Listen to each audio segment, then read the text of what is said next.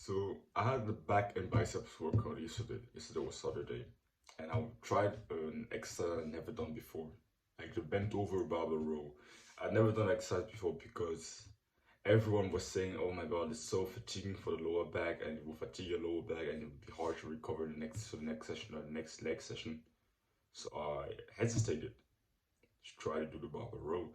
But the reason why I then decided to switch to the bent over barbell row it's because I never really enjoyed the exercise I was doing before that from my horizontal pull exercise. And the exercise I used to do before that, it was basically the dumbbell assisted, that kind of when you're bending over and you have like a bench to support you, you're doing one arm at a time. I never enjoyed that exercise and I never really felt it in my back that much. So I never really looked forward to my pull session just because of the one exercise that I didn't like. So I made one switch and I just said, yeah, let's try the bend over barbell row. And seeing it build some amazing backs from many people that I really respect. And I heard that it wasn't actually from people that I actually respected and the people I actually looked up to, like Renaissance periodization or Bald Omni Man, are people that I really advocate for that exercise. So I decided, yeah, fuck it, I'm gonna try it out. And I fucking loved it. I fucking loved it. That workout was just amazingly fun. I really enjoyed it. And I know I'm gonna enjoy my pull workouts again from now on. Because I used to enjoy my push workouts, I used to enjoy my leg workouts, but I never really enjoyed my pull workouts, at least recently. But now it's changed. And in this video, I just want to talk about enjoying your workouts.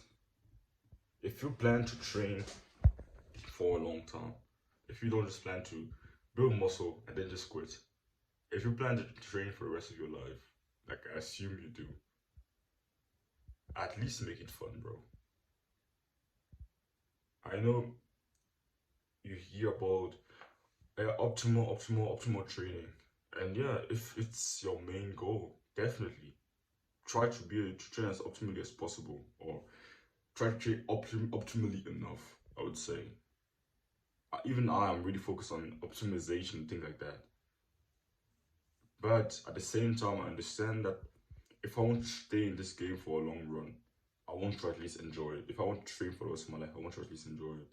I think some people, including myself sometimes, I'll get too much in that phase of trying to optimize everything, especially when it comes to training. And sometimes the small changes you make to optimize a little bit doesn't make a difference. It doesn't, like, the difference it makes is so minimal that you might as well just do what you like, bro. Optimization is effective to a certain extent. Trying to optimize every single exercise you do, even though and at the end of the day you just hate your fucking workout. I don't think it's really such an amazing thing to do. Of course, also look to just train every single muscle group effectively and don't just choose like a totally shit, dumb, useless exercise just because you enjoy it. Still, as once you kind of find this the fine line between optimization and enjoyment in your workouts. Because very often there are small changes you can make in an exercise. But even if you master other exercise that you enjoyed, that you thought was pretty effective, it just replaces for this exercise that's been said to be more effective. And you hate it. At the end of the day, if you had mastered that other exercise and you kept using it and you kept getting stronger at it, the exercise that you actually enjoyed, you would have built a similar, like the muscle, the same size on a muscle. It wouldn't have made a really noticeable difference at all. And the difference made is maybe that small. So if you want to train the long run, of course I'm an advocate still try to optimize and everything. Yeah, still try to do exercises that are not totally useless and do them in the correct form. Don't just hear this and then now go, okay, I hate warm-ups, so now I'm gonna go train without warming up. No. Of course, still look to optimize the level that's necessary for you to achieve your goals. But if you find that you like this exercise over this one, why not choose that one if it has a similar effect?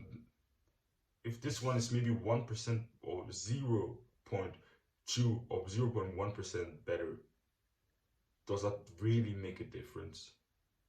Because you heard that YouTuber say, oh yeah, no, this exercise is bullshit. But then you hear from another YouTuber that this exercise is amazing and you really like this exercise and you feel very well. And it's been helping you gain strength, a little bit of muscle.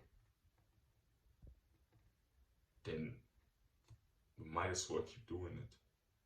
You have to understand that many people have so many different opinions in the fitness industry. It's like that with any industry. So often exercise that's seen that demonized, insulted, critiqued by some will be loved, praised, and worshipped by others. Man, that line was kind of cold, bro. But you know what I'm trying to say here? Many people have so many different opinions about exercise. For example, the bent over row. You will hear some people say, oh yeah, it's so bad because it will fatigue your lower back and make it hard for your next leg session. And some people will just say, no, the bent over row is an amazing exercise. The fatigue to stimulus ratio is amazing. It's an amazing exercise. It builds amazing backs. So I see a lot of people that I really respect do bend over rows even though they're super strong, like Bold Omni Man, Mike Isocel from Renaissance Periodization, and other guys. So I just said, fuck it. You really need to understand this. In this fitness industry, so many people have so many different opinions. Like I said before with that cold line before, some exercise will be scrutinized, insulted by some, will be loved by others. So you need to make your own experiments and actually see, okay, how do I feel this exercise? Or do I feel my back working really well in this exercise? Because I tried the dumbbell bench assisted single arm row, and I never really enjoyed it. I never really felt it that much in my back. Of course, there was a small, there was like the stretch, yeah. But I never really felt my back burning. But then I tried the bent over barbell row, which is said by many to be less effective. And I felt my back like crazy yesterday. It was just amazing. I felt my back like crazy yesterday. And it was super fun to do. The contraction was amazing. The stretch was also amazing. So I often ask myself, listen to what most fitness content creators say with a grain of salt and make your own experiments, because an exercise that would be felt amazingly by some, that some would say, oh my god, I feel this exercise so much in my back. Other people would say, yeah, I think this exercise is actually a little bit better. So there's always this kind of nuance. No one is totally right and no one is totally wrong. Of course, okay, yeah. Some people are totally wrong, but no one is totally right. You need to make your own experiments. See what exercise you really like, enjoy doing.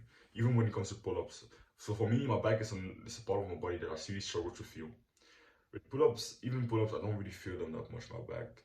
So I'm trying to switch maybe to chin-ups to see maybe if I can feel chin-ups more, because chin-ups, I noticed that there's a really good stretch in my upper back and a little bit less on the bottom of the movement.